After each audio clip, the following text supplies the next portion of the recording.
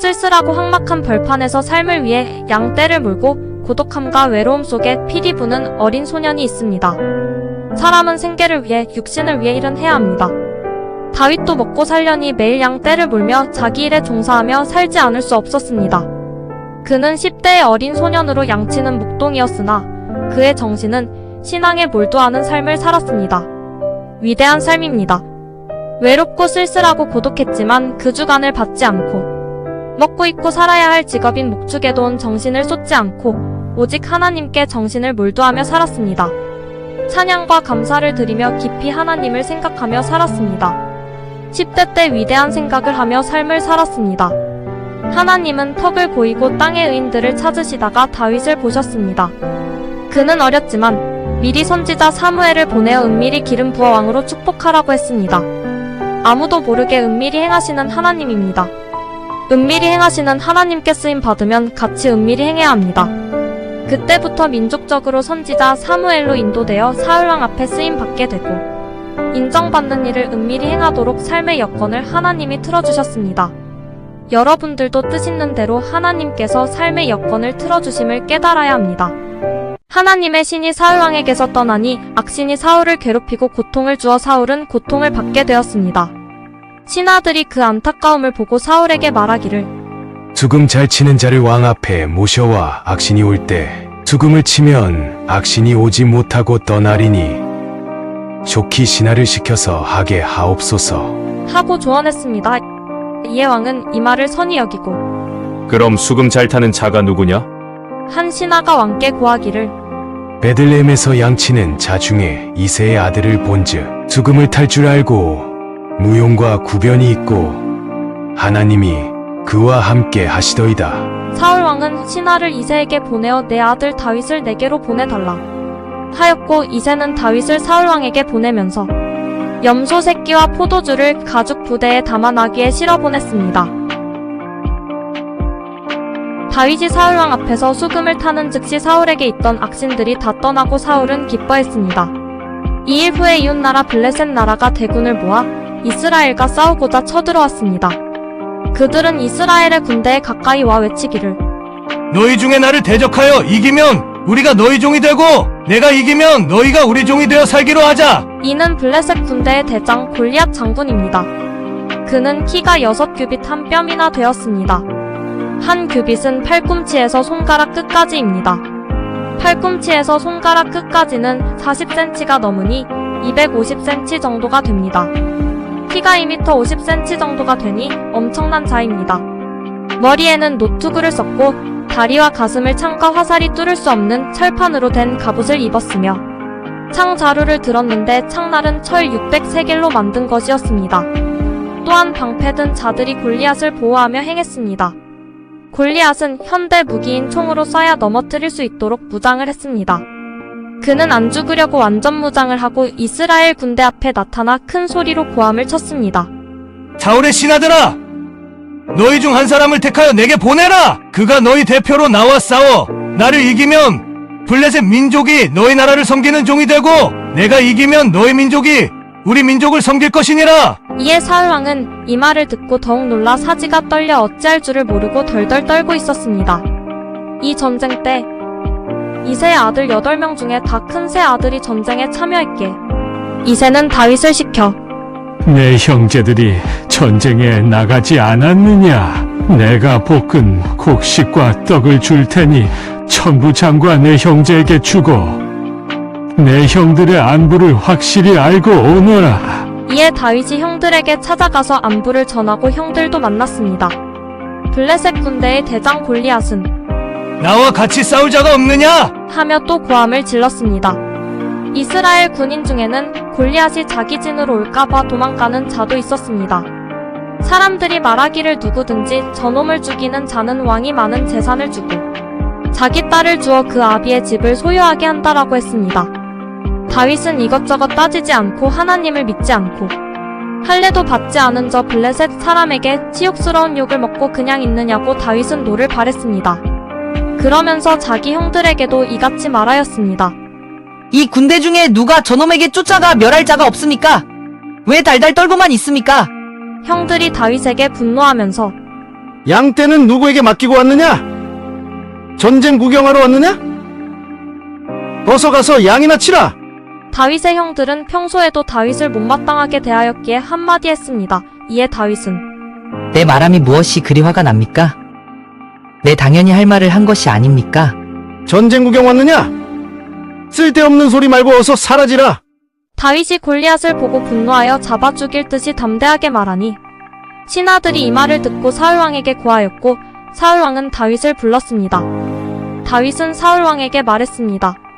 골리앗 때문에 고민 걱정하지 마십시오. 내가 가서 싸울 것입니다. 너의 용기는 좋은데 저놈 골리앗은 싸움에 능한 자요. 너는 소년이라 될 수가 없다. 양을 칠 때 사자들이 몰려오기에 쫓아가서 기어이 잡아 입을 다 찢어 놓았고 사자의 수염을 잡고 턱을 흔들어 결국 몸을 찢어 죽였습니다. 곰도 잡았습니다. 하나님을 믿지도 않고 할례도 받지 않은 자들이 하나님의 민족을 모욕하는데 하나님이 가만히 계시겠습니까? 그때 그 사자같이 될 것입니다. 곰 발톱과 사자 발톱에서 건지신 하나님께서 또 나를 블레셋 군대에서 건지실 것입니다. 사울은 모든 말을 듣고 너밖에 저놈을 죽일 자가 없구나. 그래, 하나님이 함께하는 자만이 저놈을 죽여 승리할 수 있다. 내가 대표로 가라. 내 군복을 입고 가라. 그의 군복을 입어보니 커서 더 둔감했습니다.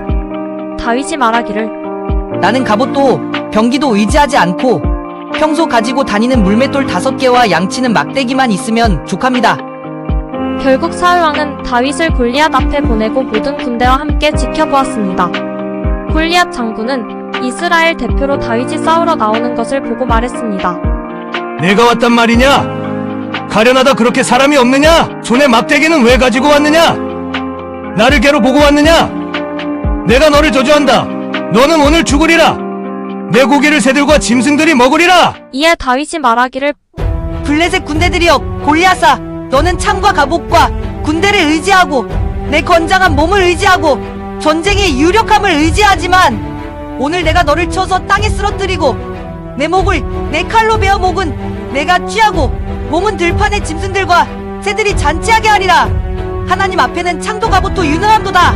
필요 없다. 전쟁은 하나님께 속한 것을 너희로 알게 하리라. 다윗을 향해 골리앗이 올 때 다윗은 물맷돌을 한 방 꺼내 장전하고 앞으로 달려가다 쏘았습니다. 첫 발이 골리앗의 이마에 맞아 깊이 박혔고 골리앗은 땅에 엎드려 쓰러졌습니다.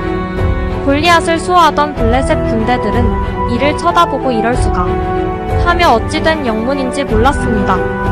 골리앗의 이마에서 피가 화산처럼 솟아났습니다. 다윗은 무엇으로 찌르지도 않았고 가까이 가지도 않았는데 정말 통탄할 일이었습니다. 다윗은 활을 당기지도 않았습니다. 그 시대 신형 돌총을 발명한 것이었습니다. 돌총알 한 발에 모든 것이 끝나버렸습니다. 1대1 싸움이니 다윗이 쫓아가서 골리앗의 칼을 뽑아 그의 목을 잘라 어깨에 메고 블레셋 사람들을 쳐다보면서 말했습니다. 내 말대로 되지 않았느냐? 하나님을 믿고 의지하는 순진한 이스라엘 민족을 그렇게도 괴롭히니 하나님이 나를 통해 이같이 하셨다. 너희는 약속대로 이스라엘 민족의 종이 되어라. 이 시체는 가져가지 마라. 그 말대로 새들과 들짐승들의 잔치거리가 될 것이다. 이스라엘 민족들아, 블레셋 군대를 추격하여라. 모두 돌격하여 거기서부터 블레셋까지 피바다를 만들어 놓았습니다. 다윗은 골리앗의 머리를 예루살렘으로 가져와 장막의 기념으로 두었습니다. 사울이 다윗을 확실히 확인하니 이새의 아들이었습니다. 사울의 아들 요나단이 다윗을 자기 생명같이 좋아하여 왕자의 군복과 활과 창을 다윗에게 주어 입히고 결국 군대장을 삼았습니다. 이 모든 일은 하나님이 계속 역사하셨습니다. 다윗은 오직 하나님 신앙이었고 먹고 사는 의식주 삶을 하면서도 양치는 10대 때부터 하나님을 존귀하게 여기고 신앙에 몰두하더니 결국 민족의 운명을 좌우하는 자로 쓰였습니다. 그 후 백성들은 다윗을 보고 말하기를 사울이 죽인 자는 천천히요 다윗이 죽인 자는 만만이라고 하였습니다. 이 말이 사울왕에게 전해지자 사울왕은 이를 듣고 그가 더 얻을 것이 나라밖에 더 무엇이냐? 하며 그때부터 다윗을 믿게 보고 주목하여 살피기 시작했습니다. 자기가 그토록 고민했던 골리앗을 죽여 민족을 살린 것을 생각지 않고 시기 질투를 했습니다. 정말 옛날이나 지금이나 인생 마음 못되었습니다. 그러니 사울왕에게 또 악신이 들어와 사울을 괴롭혔습니다. 누구든지 사람을 무고히 미워하고 시기 질투하면 악신 사탄이 들어와 심히도 괴롭게 합니다. 다윗이 예전처럼 사울왕 앞에 가서 사울을 위해 수금을 쳐주고 있는데 사울왕은 손에 창을 들고 다니다가 갑자기 다윗을 향해 창을 날려 벽에 박아 죽이려 했습니다. 다윗은 하나님이 함께하여 구사일생으로 창에 맞지 않고 살았습니다. 참으로 어이가 없는 일입니다. 이스라엘 민족이 어려움에 부닥쳐 골리앗 앞에 떨고 있을 때 민족과 사울왕의 운명을 건져주었는데 악신이 들어오니 갖은 미친 짓을 했습니다. 사울이 두렵게 여겨 다윗을 멀리하니 결국 다윗은 궁을 떠나서 자유롭게 지내고 사울왕은 다윗에게 하나님이 함께함을 알고 두려워하며 살았습니다. 다윗은 자기를 따르는 군대와 함께 이스라엘 민족을 도왔습니다. 이전에 사울이 다윗에게 이르기를 블레셋 사람의 양피 100을 원한다고 했습니다. 그러면 자기 딸을 주어 사위로 삼으리라 했습니다. 실상 블레셋 사람들의 손에 다윗을 죽이려고 음모했던 것입니다.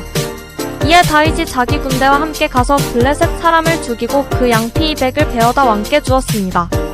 이에 사울은 자기 딸 미가를 주어 다윗에게 아내로 삼게 했습니다. 야비한 사울왕은 결국 딸만 뺏기고 말았습니다. 이후로도 사울왕은 7년 동안 수백 번을 다윗을 죽이려고 갖은 음모를 꾸미며 군대를 동원하여 다윗을 추격하였으나 잡지 못했습니다. 오히려 다윗에게 잡혀 죽게 되었을 때 다윗은 하나님이 기름 부어 왕을 삼아주셨으니 원수를 사랑하겠다고 하며 사울을 죽이지 않았습니다. 참으로 다윗은 주님 같은 마음을 가진 자입니다. 주님은 다윗의 자손입니다. 역시대 뿌리에 대가 나고 왕 소나무 밑에 왕 소리 납니다. 다윗은 사울과 그 군대들에 쫓길 때마다 하나님을 찾으며 하나님께 쫓아갔습니다. 하나님은 방패시요, 수물구리요, 반석이요, 도피성이요, 도울자요, 구원자임을 시인하게 되었습니다. 오직 자기 자신을 구할 자는 하나님밖에 없다는 사고를 하고 신념을 굳히고 살았습니다. 이에 따라 시편을 낳았습니다. 시편은 직접 겪고 쓴 위대한 성경입니다. 읽는 자마다 하나님을 의지하게 하고 감동을 주는 위대한 성경입니다.